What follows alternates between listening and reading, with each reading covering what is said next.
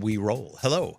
Welcome back. It's Mason and Remy. How are you, my friend? I'm good. How are you? I'm fantastic. Real quick, top of the show, I want to say thank you so much to everybody for taking the time to check out not only the podcast here on YouTube, but now available on Apple, Amazon, Spotify, and more. Appreciate your patience while we worked on that. And now I get to tell you to rate and review our podcast. That's the thing? That's the thing we have to do?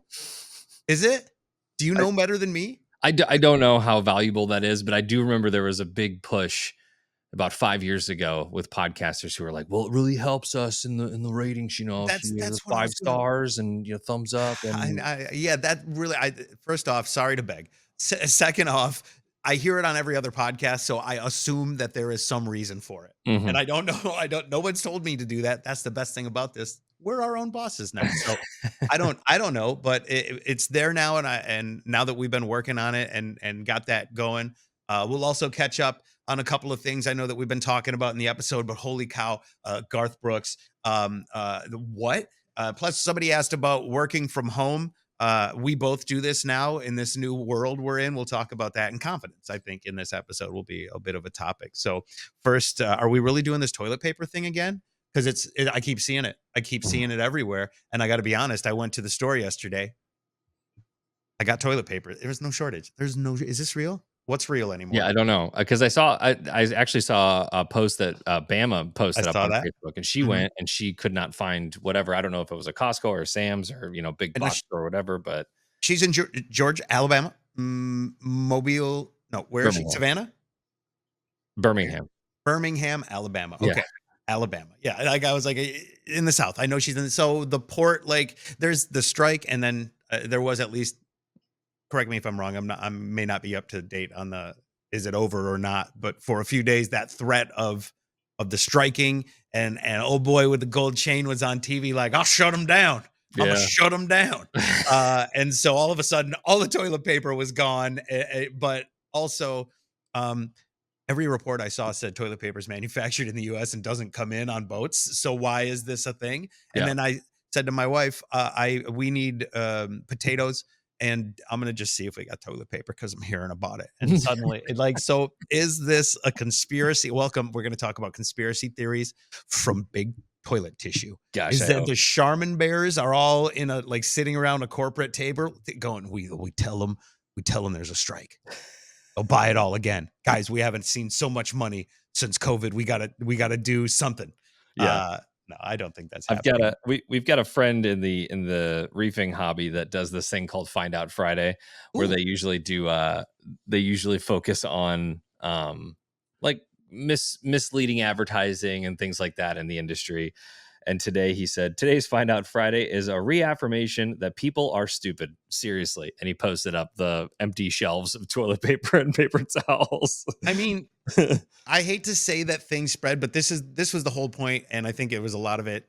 I don't know, maybe last time there was like elections and stuff going on for a president where people just started sharing stuff and they don't know if it's real or not. But suddenly now here's all these pictures of people Mhm. like clearing off the toilet paper shelves, and people start talking about stuff and blaming people. And suddenly I'm in the toilet paper aisle going like calling my wife, like it's normal. There's no different. Everything's Yeah. fine. What's Yeah. going on? We should all get outside more. Yeah, they Maybe. keep on alluding to an October surprise that may happen to affect Yeah. election results or whatever. And I'm gonna guess that most people, if they're this far along, probably know who they're voting for, Yeah. or not voting at all. I've seen a lot of Yeah. that. I don't know. Yeah. Whatever you choose to do is on you. But like it's just a ridiculous thing how much manipulation is tried and attempted in this country and every Yeah. country, but like by government, so. And outside of this country, election interference. All right. Well, we can move past that whole thing, but I just think it's funny to see it happening again. I remember just scrolling and my wife's like, "Are you listening to me?" I was like, "Are we out of toilet paper?" Like I had to verify. So we are doing the investigative journalism that the rest of the world is afraid to do. The toilet paper situation's fine, folks. Let's move forward. Yeah. You have a big milestone coming up, but I also before we get to that, I saw, and it's all over my feed because it must have just have been announced that the TikTok baseball team that dances in your feed is coming to St. Louis. The Savannah Let's Bananas go. Let's is go. coming to St. Banana. Louis. And this is interesting too because I saw that and I was like, oh yeah, like what, like GCS or like no Busch. They're gonna play at Busch, and I mean Yeah. they are gonna probably sell out because they're kind of a big deal. Period. They got 2 nights. 2. That's how big it is. To let you know, Billy Joel and Sting only played one night, Yeah. and they were like, "Nah, let's go to Sunday." Yeah. Because of the Yeah. rain, but and we'll talk about that in a bit too. But that's kind of exciting. The Savannah, and this is a phenomenon of a little baseball team that's popped up here, Yeah. doing something different, bringing I a little think new generation to the sport. I think when these guys first started popping up, I didn't really understand what was happening. I thought it was like an actual baseball team that was actually doing these wild dances just for, the TikTok notoriety at the time. Come to find out, I think this is a great analogy, but they're like the Harlem Globetrotters of baseball, right? As you're saying that, I just started going, wait, they're not a real baseball team because I don't think I knew that. I don't Yeah. think I realized that. They always play the same team, and Okay. they have black jerseys that are with cut off sleeves, and they're the villains, right? But they all are. Everybody is in on the bit, right? So they're doing the That they TikTok dances. rotate. The That's umpires in there, fantastic. yeah, they're all essentially celebrities in their own I right. love it. Yeah, yeah. It's fun because as a lifelong baseball player and fan, it's something we haven't seen before, and the fact that they can go, yeah, we're gonna take this to freaking baseball stadiums now, just Yeah. shows you how much of this this kind of entertainment we need in our lives. Mhm. There's a desire for it. There's a call for it. Yeah, I think that's huge. I think that is you're spot on with that observation of how fresh it is. I think baseball's always had this very nostalgic feel around it where you must honor its past. You don't want to disrespect the field. You know what I mean? And I think there are probably some people who could say like, I don't know, busting out the gritty on the mound might not be the way to do it. Some folks hold that place sacred. So I could understand why there might be some pushback on it. But I'm a uh purist. I would say I'm a baseball purist in that yeah, way, and but I you don't don't have a mind it. problem with this. I don't mind it. What I mind is the new culture of bat flips that kids, like junior high kids, are doing. They'll hit a home run and the bat will go flying in the air. The gloating is, on fire, and 10, 11 on a scale of 1 to 10. And it's just like that's the kind of like, I don't know, maybe this is like old man get off my lawn kind of stuff, but that's the kind of like respect for the game that was always drilled into my head.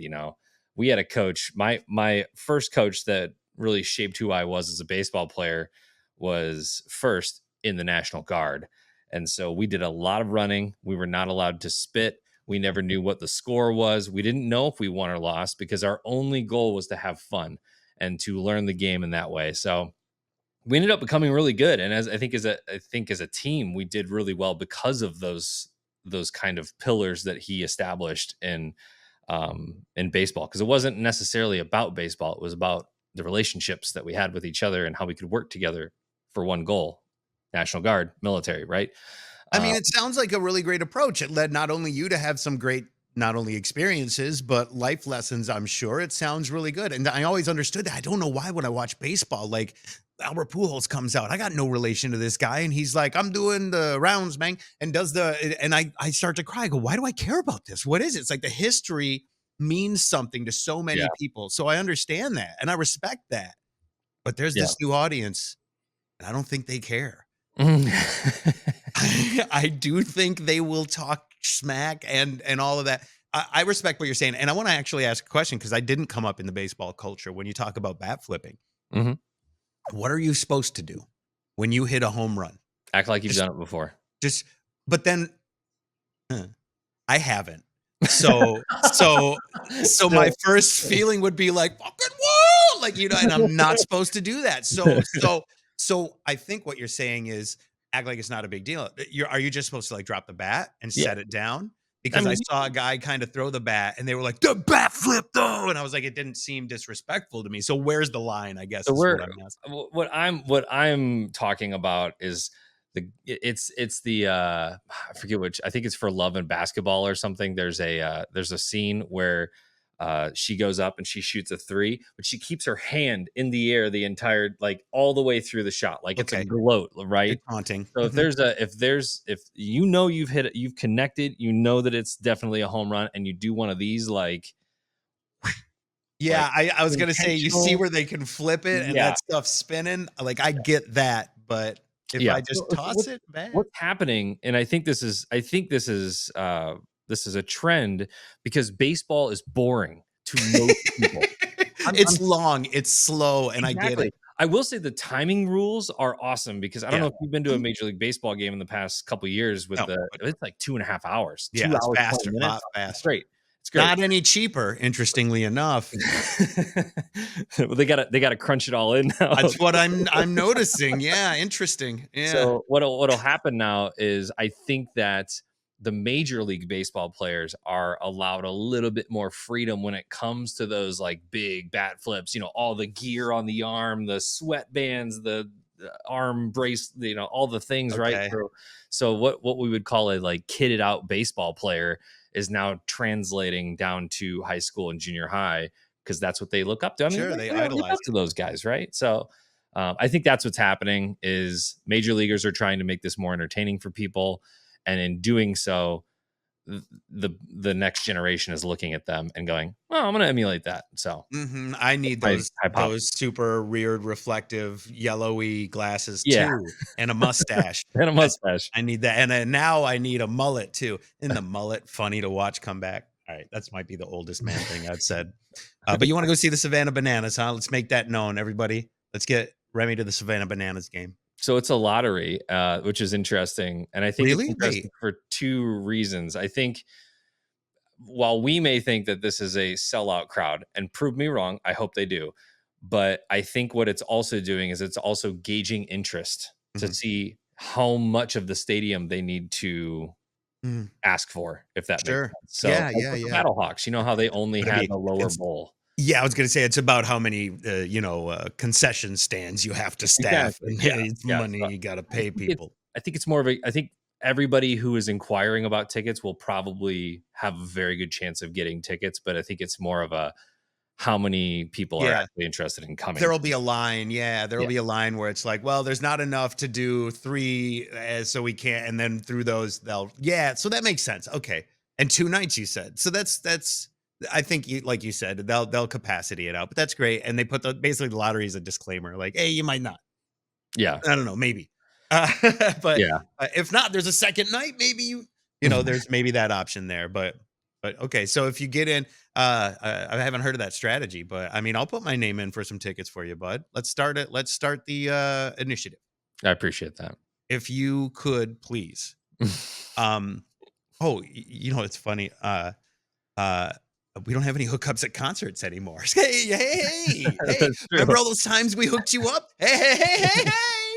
I will say our friend, Julie Lally, who, runs all the, uh, what's the company that does the monster trucks and Uh, the promotions. Oh, the it's company's name? entertainment. I know the monster trucks felled Feld, or felled. Feld Yeah, Entertainment, felled, yeah. yeah. So she still has that account, and every once in a while, she'll reach out and be like, "Hey, you wanna go to, Disney on Ice with the kids?" I was like, Yeah, like, yes, "Yes, I do.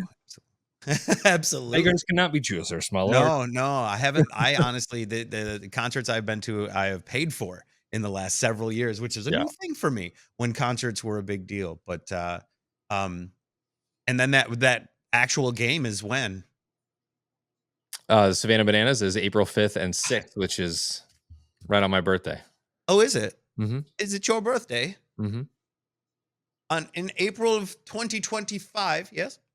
Yes. Yes? And perhaps you were born in April of 1985, is that right? That is correct. Well, my deduction determines that you, sir, will be 40 soon. Yes. I heard I remember everything when you changes. I remember when you turned 21. That's true. It's so stupid, man. I feel so old, damn. But that's, awesome. As we approach that, I would love to get your feelings about that because I'm sure there are many people who are like, "What's that like?" And others who have many thoughts about what that is like. But what I will say is that no one tells you what you really wanna know Mm. about getting older as you are getting older because it's not fun. But we'll get into that another day. You start pooping Um, yourself and stuff, or uh, well, I mean, not at 40. because nobody tells you at like 30 you wake up and you start hurting for Right. That's what I whatever mean. Those reason. are the things I mean. Yeah. That like when I go to the doctor and I go, "Hey, I'm feeling like," he's like, "Yeah, getting older." Like, what do you fucking mean getting older? Yeah. It pinches it when I sit down. Yeah. And I'm sorry, but a lot of the getting older stuff actually felt very relative in going to see Billy Joel this past bit in St. Louis that we talked about in the last podcast. Looked like the weather was going to hit it. It did. But thankfully they just moved it to Sunday, which was quite an adventure because we had, reservations, we had dinner plans at um, Chuck Carnivore. Carnivore. You know How do what? I know this? That is a good question. That is a decent question. Why I have relied on several other people to remember things for me for so long is lost on me. No, we didn't get there. They didn't have any more reservations on Sunday, so we were unable to get to Carnivore. But we did go to Ramsey's Kitchen. Yo, have you Mm, been? I Have you haven't, been? but that sounds expensive. Yeah. You remember what I said about my wife's the boxes is Mm. expensive and taste good? Yeah. It was great. And the view was really nice too. It's I think in the Lumiere, like eighth floor plate, you know what I'm saying? Like Mhm. looks over the arch and stuff. And uh didn't I didn't have the donkey. I had the idiot sandwich. They actually do have an idiot sandwich on the menu. I don't know if you've seen that, but they make an amazing steak, some great mac and cheese. Steak fries are great. Yeah, no, they have an amazing. Keaton went with us. There's one in Naperville as well, and we went up there. Keaton had a Wellington. Oh, those are good. It was very good. Yeah, he Beef loved it. He couldn't Wellington. even finish it though. We ate too much. And I Yeah. was like, "You're leaving $40 on the table right now, my friend. What are you doing? What are you doing?" Can we have a box, Um, please? It's one of those places yes, where you feel weird asking for a box. bring it all home. It's gold. It's like, put it in the box. We'll bring it. I know we're gonna sit through that Billy Joel show. Put the mac and cheese in the box. Um, but it was a lot of fun. And one moment I want to highlight is we're standing in line for the merch. My wife wanted to get a shirt. We saw Billy Joel at Wrigley in 2018 when we were working in Chicago. So felt right to see him in St. Louis with Sting. And while we're waiting in line, the nicest girl said, "Excuse me, are you Mason from Mason and Remy?" And I kind of went, "Yes, I am." And she said the most kind words that made all this turn gray. "I grew up with you," and I gotta tell you, I said thank you very much, and we took a picture, and it felt good. You know what I mean? It was very nice. I haven't had an experience like that in a very long time. You know Yeah. that we would go to concerts and we would get stopped for pictures. We would be followed around venues for meet and greet tickets. And we had a big impact on a lot of folks who were maybe younger at the time, but it was just funny to have that "I grew up listening to you" moment that I have seen many of my idols receive, and I have said to many of my idols. Mhm. Um, of course, her name escapes me right now. I don't think we're friends on social media, but she said, "I'm just back in town for whatever, and I wanted to say thank you so much, for when I was growing up." This is very kind, very nice to have that happen. When I haven't been in town in St. Louis in probably a year. Yeah. In a sea of Billy Joel and Sting fans, which dropping off my father-in-law and Lauren, which that's a story after you're done telling your story of Oh, Billy Joel and okay. Sting. But I was, I dropped him off at Busch Stadium and it was like, yeah, you see 9-year-olds all the way Yeah. up to 90-year-olds, Yeah. at the show. So it was kind of all across the board as far as demographics go. I'm starting to learn how more wrong and I am about not necessarily stereotyping, but yeah, demographicing folks out. I was sharing my experience with some folks that I work with, and they're in Mexico City, and they said, "Oh, I saw Metallica on Friday," and I was like, "Oh, that's super interesting." And they showed me like the pictures. It's just, I'm sharing pictures with them of Busch Stadium, and he's like, "Oh, Billy Joel reminds me of my father." And I was like, "I didn't expect Metallica." He's like, "Yeah, they did some pretty cool Mexican songs too." I was like, "I didn't expect Metallica to like pick up local flair and even give a shit anymore." If I'm James Hetfield, I'm like, cigar, phoning it in, fuel fire, you know what I mean? Fuel Like fire. fuel And fire, that what I desire. Ooh, yeah, all right, we're good. But no, they had this very cool like uh, there's in like Aztec culture the feathered serpents and the skull. They had amazing artwork. It was just super cool stuff to see that I think that we think is maybe just American, but like it happens everywhere. And he's just in a soccer stadium instead of instead of a baseball. I'm sorry, football. But it was cool to see the perspective though. And the Billy Joel show was great. We had I'm an idiot and can't remember anything. I sprung for seats under the awning in case it rained. I was ready for it. Redbird Club, let's go. Did not take advantage of the food. I was an idiot, but we had a good time. It's because we filled up at Ramsey's Kitchen, didn't have any room for nachos. Um, but it was a very cool show and a lot of fun. What happened? I know that you got those tickets for your in-laws, right? yeah, it was an anniversary gift. We initially, we may have talked about this a little bit, but we initially got them tickets for the show in San Antonio or Houston because they have friends down there. They were going to do a road trip, and then like 2 weeks after, it was like, oh, they're coming to St. Louis, and we all looked at each other and we're like, can we sell these tickets now? And because St. Louis is so much more convenient, right? They could just stay at our house. Like they're here a lot. Um, and the rain came and we were doing what you guys are doing, just looking at the weather all day, like, are you going to call it, are you going to call it? They finally called it, and then Sunday comes, and it was one of those things where her mom is, it would have been a lot to get downstairs and Oh, I get it. use elevators and just all the stuff. And she was like, you know what, Lauren, you go with your dad. And it was awesome. It was so cool to see Tom, who is a huge fan of Billy Joel. And uh, it, it's so wild because we've gone to so many concerts in our life, and it's just another concert, right? uh and he was so impacted by it. Like you could just tell, like Lauren was sending some videos during the show, and you could just see the glisten in his eyes. He's just like in it, just I felt it, man. totally Yeah. submerged in and immersed in this experience. And so that's, I don't know, I think if that was a gift to us kind of as well, because you got to see, Yeah. wow, these, you always have a hard time finding gifts for your parents, right? They've seen it all, they've got it all, they don't need any more. What Mhm. else can you do? And this is like, it was perfect. So glad they got to go.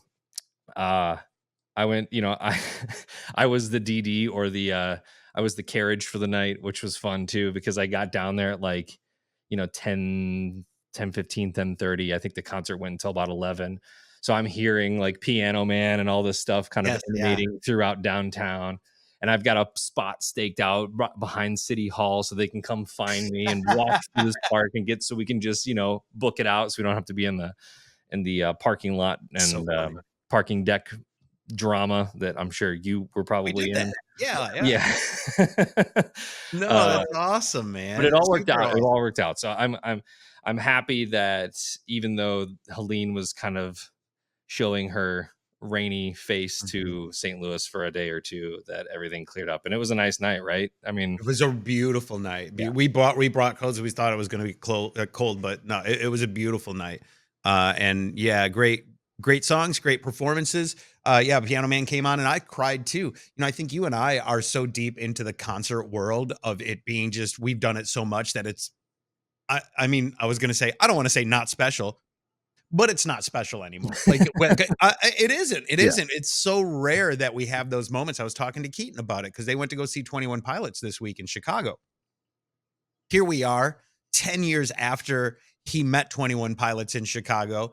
He introduced his girlfriend to 21 Pilots. She fell in love with 21 Pilots. Now she's crying watching all these songs, right? And Keaton was like, she went nonverbal after the show, like it overloaded her.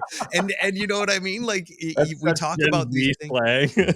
Yeah, yeah. Well, I mean, I get it though. Like the overstimulation of being so into it, because I can't, and I know people have varying opinions on Dave Matthews Band, whether it's about Dave songwriting or what happened in Chicago. Sorry to everybody on boats, but Ugh. it's a mess to talk about, and a mess that they are still reliving. I just saw, because it was like the 10th anniversary or 20th anniversary recently. Somebody shared, Yeah. if I recall correctly. But interesting to because I would have those same feelings, because I had so much attached to the Dave Matthews Band memories and stuff, that if I go to see him now, I spend half the time just bawling my eyes out, because it reminds me of those moments. I never experienced that with any shows that we worked, because it was always work. We had distractions, there are maybe those moments that I'd be like, I like the song, I want to watch it, but like you said, that welling up that some folks get, it's rare. But yeah, I cried during Piano Man. I couldn't help it. You know what I mean? It's a song you've heard. And by the way they got the shot set up so that Billy Joel's rotating piano is overlooking the entire stadium full of people with their phones in the air doing this. It's pretty awe-inspiring. Like it hits you in that moment, like, oh shit, this is big. And this guy does it like 4 nights a week in towns all over the country. Billy Joel, you're all right. I think he was also excited that it, I guess maybe it had changed. Stevie Nicks was supposed to be on the tour, or maybe she's on some of the stops. And Yeah. Well, they're coming to again. They're doing another leg. I read about that too. And yeah, Sting was only on some as well, but Sting was great too. Sting stung. He does what he does, and had good songs, and he was fun. A lot of you know what I mean? You would like that. I know you like a big Deo. You like a Deo. Yeah. You appreciate a little crowd work. I found out that P. Diddy didn't write that song, so what? Puff Daddy. I know and if you haven't seen the story yet of how Diddy has to pay Sting regularly for that song, because he did not. Oh yeah. He did not get the permission. He sued him. And so now Sting, for the rest of his life, gets money from P. Diddy. Like it's a real. That's awesome. It's a real thing like that Sting is talking about. Yeah. Yes. Yeah. No. 100%. Like, look it up if you haven't. And maybe we'll try and link something here. But like, Sting has talked about it. So I think it was even we've referenced the Breakfast Club many times, but I think Charlemagne asked him about it, and he was like, "Is it true?" And he was like, "Yeah. He pays me X amount of money like for the rest of my life. It's good stuff." The Billy Joel show was awesome. Sting was awesome too. I think We Didn't Start the Fire hit, and my wife was like, "All right, you want to beat the traffic?" And I was like, "I fucking love you." and we went out and we got right, how that parking deck right there next to Ballpark Village. We got down there, letting people out, and that's where we sat for 30 minutes at the actual exit as people just walked. There was no stopping. There was no braking. It was just nonstop people, and it was fine. Like we got right there. We got out pretty quickly, and it worked out pretty well. A really good show from amazing artists. Some of the best that we've, arguably of the last 30 or 40 years, 50 years, if you go back into the 70s of Sting and Billy Joel. But it's like one of those things, like your parents listened to it. You heard it so much growing up. They're these bigger songs, huge songs. Will that be Avril Lavigne Complicated or Nickelback How You Remind Me in 20 years? I don't know. Maybe not. Maybe not. That's not for me to determine. I'm just thinking of the songs that I remember, like from 20 years ago. Gosh, do you remember Skater Boy? That's right. Now, I'll see you later, boy. Get that tattooed right here in cursive. But no, Billy Joel was great. Toilet paper out of stock. Costco guys, they're on TikTok. Foo Fighters, Take a Break. Naked Garth in LA. Am I trying to write a new We Didn't Start the Fire? For the last 2 weeks. I mean, that pretty much sums it up, right? Yeah. You can take that out if it's too cringe. Let's talk about Gerth. Before we get into Gerth, I just before we started recording saw that the Foo Fighters announced a indefinite hiatus. Oh, should you be taking a break? Maybe figuring yourself out. Yeah. There's Did you see Garth replied? First, if you haven't seen the story about Garth, um, from what I read, he went to do a performance in LA, took his makeup person. The story was they got there. There's only one room. She said, I want a room. He said no. Came out naked. Bad stuff happened. Uh, Sadly, feels like a story we've heard a lot. Um, of course, Garth is now denying it. Mhm. He has come out just now and talking about it. But the second this story breaks, we who have met Garth Brooks, ding, this doesn't this. I don't want to say this. I want to be careful with my words. Does this surprise me? Of course. Anytime like something of this nature is going to surprise me, absolutely. In the world of 1,000 bottles of baby oil, does this surprise you?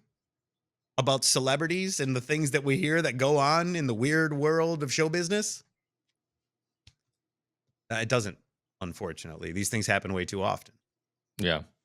That's what kind of been saying to it's funny because because we talked about our experience with Garth Brooks, and I forget what episode it was. I think it was like 3 or 4, and how it was just so jarring to feel one way about a person because you think you know them, and you think you know this artist because they wear sweatpants just like you, and they Mm, wear sweatshirts, and they're out helping their community and Habitat for Humanity and all these different things. Philanthropic things they're doing is great, and then he's yelling at program directors for not playing his new music and talking in third person, and it's like, who is this? mm, Oh, narcissistic sociopath fits this man's personality. And then you go, yeah, I have like, this story came out and I was like, bingo, boom.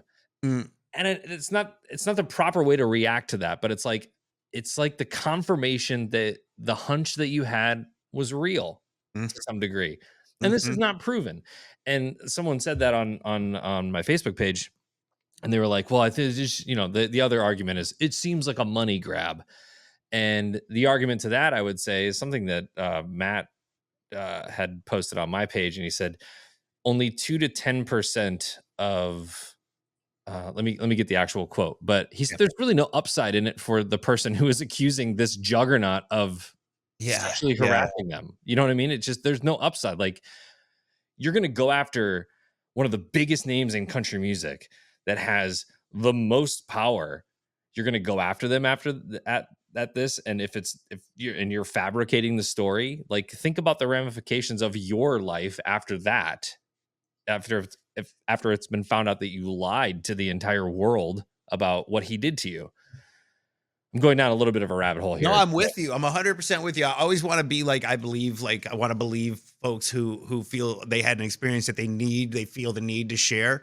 Of course, we want to go through the justice systems process, even though a lot of the government stuff is a little messy. And what if Garth is friends with the guy who runs you know what I mean? There's a lot of weird stuff, Yeah. especially OJ Simpson LA stuff. But what do I know about? What do I know? I don't know nothing. I Matt just saw.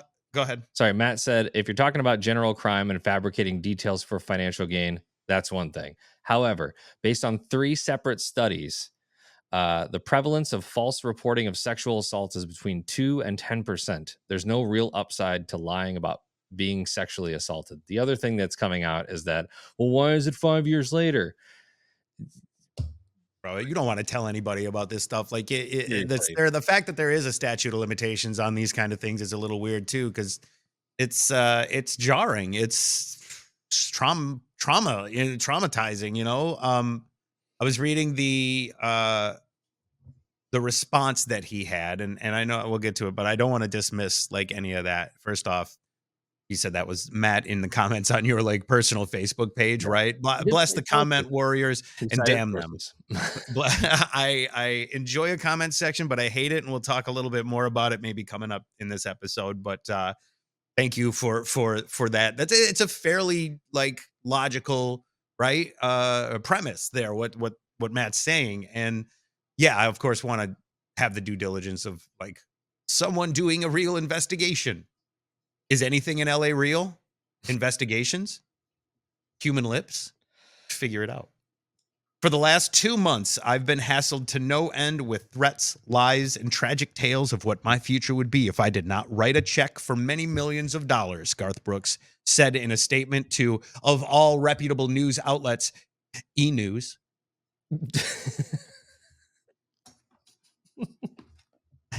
Go on. This is I'm sorry, this is where we get news. I remember being on the air the day Michael Jackson died, trusting TMZ and going, this is life.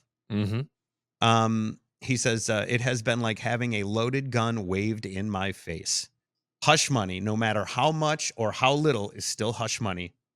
In my mind, sorry, I was just pausing because I remember the story about Diddy giving hush money for the hotel tape. Hush money, no matter how much or how little, is still hush money. In my mind, that means I'm admitting to behavior I'm incapable of, ugly acts no human should ever do to another. I want to play music tonight. I want to continue our good deeds going forward, he added. It breaks my heart. These wonderful things are in question now. I trust the system. I do not fear the truth. I'm not the man they have painted me to be. Sounds like something Chris Gaines would say. I'm sorry to make fun of this, but just I don't mean to make fun of a victim. I don't mean to make fun of this happening. The allegations of Garth Brooks being weird, something being off there, were not our allegations. See, who's the podcast? But Tom, thank you. We were not the first people to go. Something's a little off with that, man. So just in having recently discussed this ourselves on our own podcast and seeing this headline, even just today as I went in here, there's a picture of him and Trisha. And by the way, one of the last big interviews that you and I and Casey did together was with Garth and Trisha. And I still, I hold that in memory, hearing her say, hold on, he's getting ready, and hearing him sing Moon Dance on his way. Like, it haunts me in a weird way. Haunts me in a real weird way, right? Weird. It's weird. Odd. It's a weird, like, and especially after we had that experience with him in Nashville, where we saw this like very real person, right? Everything else at that point, I was like, wait, is this other stuff all an act? Is this all fake? And then him coming on this call like, oh, hello, are we on in St. Louis, Trish? Shut the F up, bro. I'm sorry. Like, we're not doing interviews all day long on radio stations across America. Who's this on the phone? Oh, I didn't see you there. Welcome. Weird. Yeah. It's weird. It's not natural, but I don't like is it capable? Is it possible that Garth Brooks, at this point of his life, has lived in a bubble for so long that he's incapable of normal human interaction? And that's just like, hey, the show is on when I come in here. What's up, everybody? How are you doing? Shibbity-boo. Boom, lights go out. All right, you. Garth Brooks wants to know why radio isn't playing his songs. Garth Brooks' daughters don't listen to radio. You know what I mean? Yeah. It seems very possible. Have you watched the new Ellen thing on Netflix? Is it her comedy? Yeah, she's got a new special where I guess she addresses everything that happened. Interesting. In a stand-up kind of way. Sure. I've always appreciated. I feel like I've always looked at Ellen in kind of that same light as, she's like an every woman. She's got a real story. She's relatable. And then you find out that she's shitty to everybody around her, and you're like, gosh, that sucks. But maybe you're right. Maybe there is just. So I was listening to a self-help podcast, and this guy was talking about how there's 4 different levels of what your relationship is with money. And the first one is surviving. So that's just paying the bills, right? The next one is status. That's maybe going on vacations and buying cars and watches and stuff. The next one is creating. So once you've got all that stuff, then you move on to the next one. Start a podcast. Start a podcast, philanthropic things. Like, you start creating these things for people and for yourself. And then you move on to the fourth. And I haven't got that far yet. But he says some people can get stuck in those categories. So they get stuck in the status. and they just live there for their entire life in Lamborghinis and vacations and yachts. Yeah, and saying dumb shit on a podcast that Yeah, gets out in public there's and a makes there's people look at you differently. there's very I much hope you know what I'm referencing. there's very much a formula, and as much as we want to think that like we have free will and all of this stuff, like I feel like there's very much a formula with the human psyche as it rises through the ranks of society, that it goes through these things. And how many times have we heard this story of, I came out of the bathroom and there was a naked man sitting there on the bed, like, That's what I'm saying. because he thinks he looks a different way than he does. Yep. I have these two pictures, and you can go to it. Go to Garth Brooks's Facebook page. All right, I want to scrub my mind right now. Sorry, I just need something else. I don't know. He's fully clothed. He's fully clothed. Can you give me a picture of like a unicorn or something? I just need a palate cleanse real quick. Just, all right, I'm sorry. There's a picture of him and Trisha and I don't know, whatever Habitat for Humanity people, and they're all like, embracing. And he looks like your dad. Like he looks like he just hopped out of a semi. No offense to anybody who drives a semi. And I'm Average stereotyping. everyday blue collar worker. He knows that. His Facebook profile picture is the most doctored thing you have ever seen in your life. And there's just no explanation for this other than this is how he sees himself in his mind. So yes, he's sitting there on a bed naked, thinking that this woman is going to be like, oh my gosh, look at that piece of, like, there's something going on up here. It's just so reminiscent of all these stories that you hear of, like how the Me Too movement started and all this. Like these guys think they're so freaking powerful that they can sit there naked, and the woman's going to be like, oh, that looks great, let's go. Yeah, I better take advantage of this opportunity. I don't think so. And who knows what happened that night? Who knows the real story? Only they do. I want to end all of that with allegedly. Allegedly, yeah. Allegedly. I apologize for getting so passionate about. No, you're fine. No, hey, this is a good topic to be passionate about.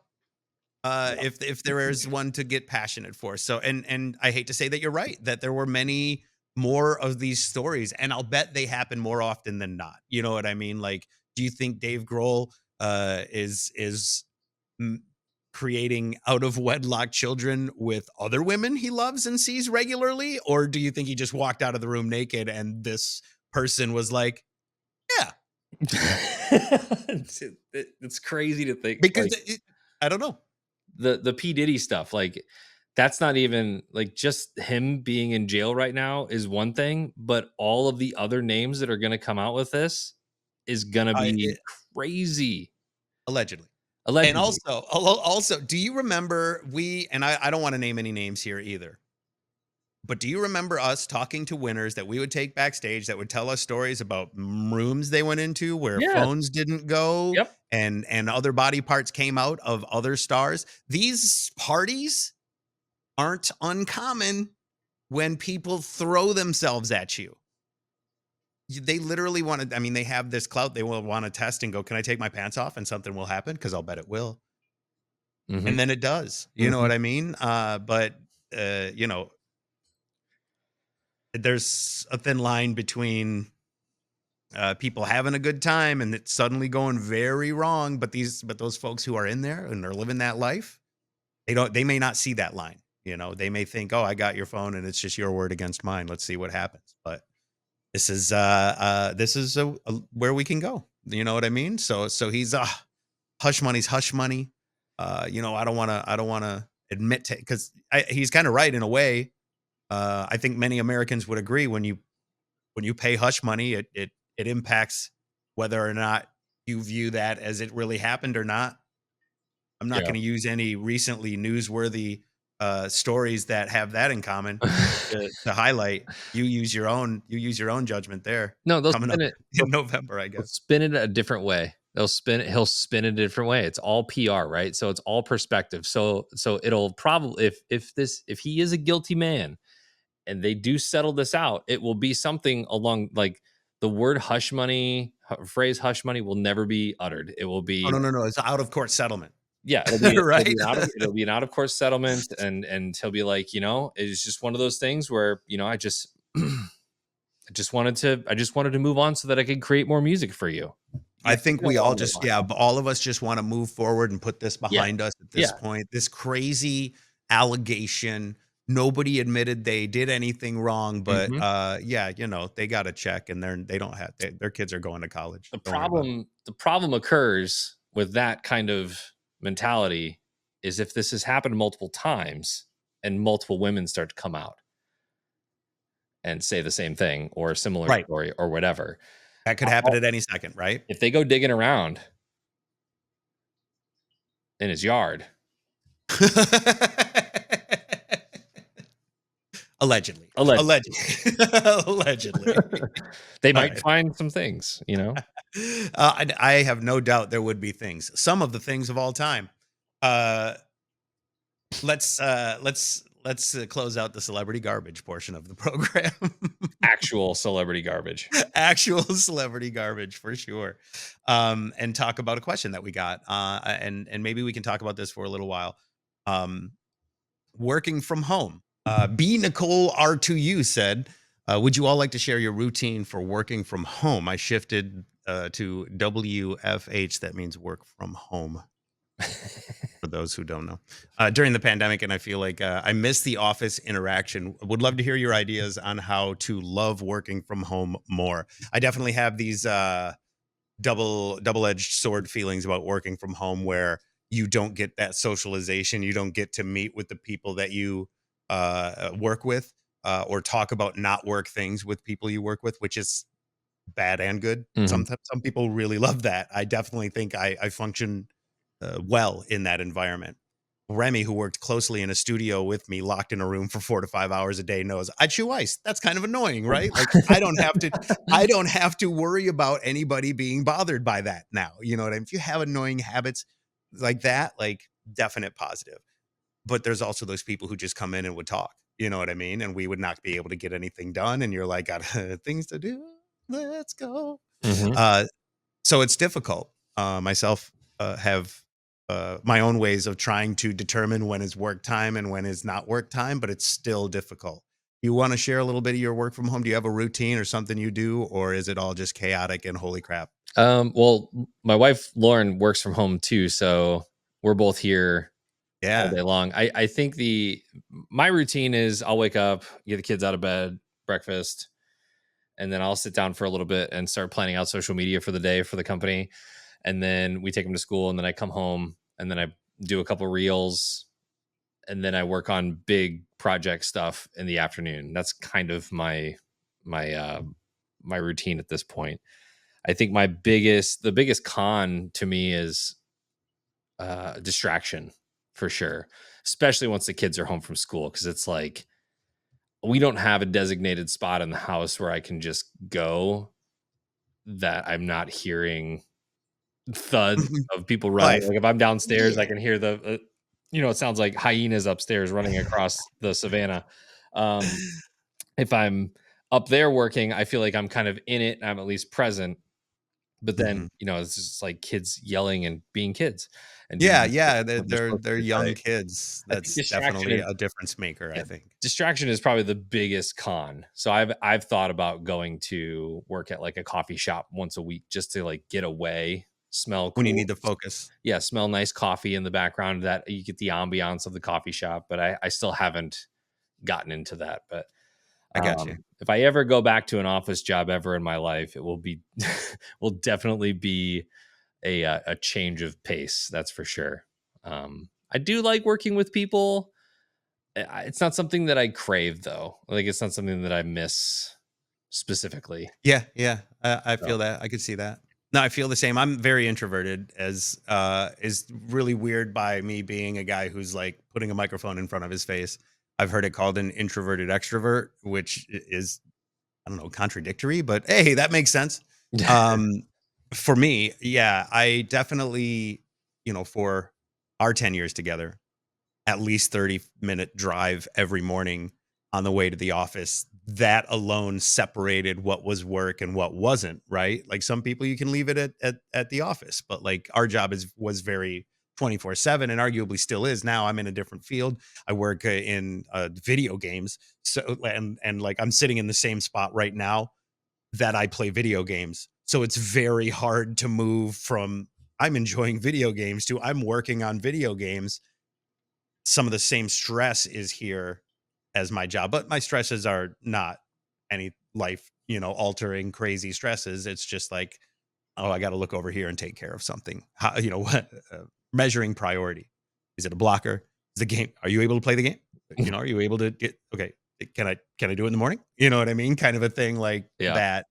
But I have to be very cognizant of not burning myself out because I will just sit here and do little things that I think will solve little things. Like, I'm up late last night messaging some folks and talking to a few people and players and devs and stuff like that, and going, it's 10 p.m. What am I doing? But the company I work for is in LA. It's only 8 p.m. And Mhm. also, they only work in the evening. So it's just this different world of it kind of moves faster, but it kind of moves at your own pace. You know what I mean? Which is detrimental, but also beneficial in that I don't have to just get to you between 9 to 5. You know Yeah. what I mean? Yeah. Because that kind of slows the progress. And especially on something I'm working on, which is worldwide, hundreds of thousands of players involved, questions coming every 5 minutes. You need to get answers and stuff really quick. So we move really fast. And for me, that's beneficial. I'm somebody who jumps on things and is like, I'm in this command center that I've assembled and I will do it. But I have to pull myself away from it because I know if I just sit here and keep looking, I'll find more and I'll get more and more involved. And so it's been a difficult battle for me, like finding the line between um home and being working from home. So in the morning, my wife and I have this terrible tradition of getting coffee, but it really helps me to say the morning is starting. Once I get back home, it's go time. You know what I mean? So I take a bit. I did pick up some coffee. I drop it off to her at work like every day. Her coworkers think I'm amazing because they think I bring her coffee every day. What they don't know is that I also get coffee. She buys it. She buys it, I pick it up and bring it and come back home. So it's like a little, it's a thing and maybe it's a waste of money, but it helps me every day to go, all right, now I'm working. You know what I mean? Cuz I could just come upstairs and walk down here and start working, but that feels bad. I need something to kind of separate the two. And I have to put on my schedule every night when she's coming home for dinner. It's like do not schedule meeting here. You know what I mean? Like this is Mason time. And that's like the one time that I say, hey, no, I'm not available. Mhm. Lunch is fluid. It's just ramen. I can go upstairs and heat up ramen at 1 or at 11. It doesn't matter Yeah. whenever I have a minute. But I guess time management has been um, important for me to work on. If we had our own studio and we're together right now, I think you and I would feel like we need to work to the bone for the whole time that we're together to an exhaustive point because we were 40 minutes from home, and it would be like we better do it now, because I'm going to drive home, put my day up to rest, and then we'll be back here at 5 a.m. the next day to make it all happen again. So it's hard. You need a different mindset. I You like need to that manage it. separation idea. That's a good thing that I haven't really embraced a lot. I will say that the one thing that I do from time to time, and I attempted to do this on Monday, but it was closed. Sometimes I'll schedule out an hour or an hour and a half, 2 hours, whatever, to go to the art museum or to just go to a place that is totally neutral, Switzerland, kind of just walk around, gather thoughts, think about things, look at really cool, inspiring pieces. Yeah, fuel that creative Yeah, flame. yeah, so sometimes I'll do that, and it's nice to have the freedom to do that. I think I've always thrived in a situation where and college was fun for me in a lot of ways because you have the stuff that you need to do for the semester in a lot of cases, and you have the semester to do that, so figure it out. How would you like to divide up how you get that work done? So I kind of thrive in that environment and I know my tendencies pretty well. So I've kind of figured out that I'm most productive between like 7 a.m. and 10 a.m. And then that doesn't kick back in until like 6 p.m. So, But and so a lot of I times feel I'll it. be up from like 6 p.m. until 10:30 when like the after dinner when like the kids are in bed and they're all settling in and stuff, and I'll Right. go back to work again, and that's when I do a lot of my video editing, and a lot of that stuff gets done at that point. I don't know what it is, but the middle of the day, it's so hard for me to focus. I think you said it, and I think it's. I mean, I'm not. I'm not blaming or trying to guess, but I really think like having kids is a wild card in this. Like, if you have Yeah, two kids like you do that are like young and running around, there's a portion of your life when you have kids that you're just I'm gonna have to do this kid thing, and I'm not gonna have time right afterwards. Maybe another one of those things they don't tell you when you're getting older is yeah, you're just gonna you're not first anymore, yeah, right? Like, nobody wants to tell you that. You're just supposed to know that. You say it, but like it doesn't matter. You don't matter anymore. No offense. It's about that now, and that's the priority there. So then you find your extra space, which is there. But that's that time management thing too, because if they demand the time, they deserve the time, and hopefully your employers are like, be with your kids, of course. Like, they understand that. I think mine would as well. I think any good employer would not want to imbalance that, right? yeah, Like, having that work life balance is so important these days, especially in these new environments of people who don't want to work or do much. So I understand that, but it's got to be super hard because I don't have young little. I've got Eaton's going to be 20 next month, so it's different. He just popped out to make mac and cheese. I won't see him again until dinner. You know what I mean? It's different. It's different.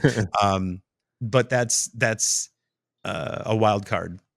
So I don't know what Nicole has going on while she's working at home, but I can definitely understand that that's impactful. You know what I yeah. mean? I think overall, I would rate working from home higher on the scale than going into an office every day for sure. Yeah. Because you feel like Yeah. I think you feel like, and not to make this longer, but I feel like there's this whole notion of trading your time for money, and that's what a typical job is. You trade 8 hours of your day for X amount of dollars.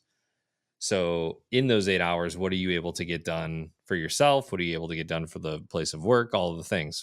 I think traditionally you think that those 8 hours are devoted to your job.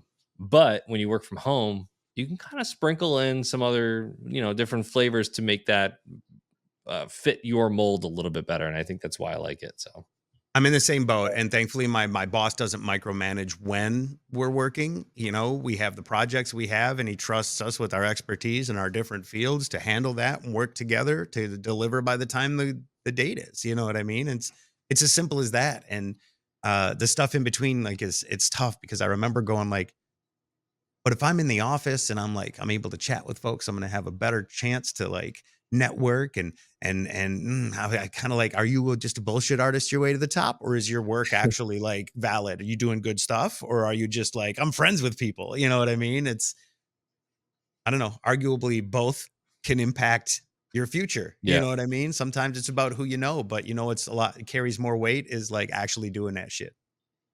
And I'm about that business, boss. Boss, about You that know. action.